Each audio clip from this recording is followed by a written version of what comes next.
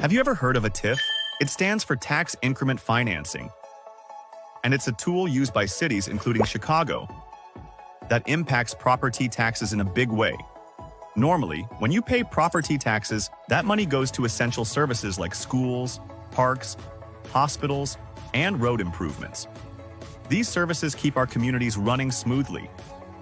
But with a TIF, part of your property taxes gets taken away and put into a secret bank account, controlled by whoever the alderman and mayor are. Instead of going to services you rely on, the money can be used for projects that may not benefit you at all. The Pilsen TIF was set to expire in 2022, but Alderman Byron Sigcho Lopez and former Mayor Lightfoot extended it. Now, Alderman Byron wants to expand it despite the community saying no in 2023. Today, the people of Pilsen are still saying no. Why? Because they don't want to be displaced by rising rents and higher property taxes.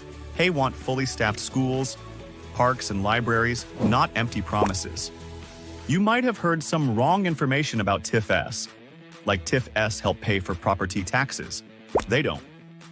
Or maybe that TIFs help schools more than having a healthy CPS budget. They don't.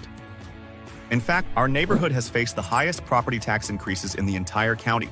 And thanks to TIFs across the state, it's estimated that everyone's property taxes are 10 to 12% higher than they should be. Chicago deserves better.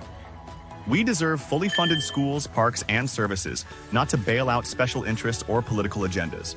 Join us in saying no to the Pilsen TIF expansion. Together, we can protect our neighborhood.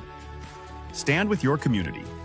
Protect our homes, our schools, and our future.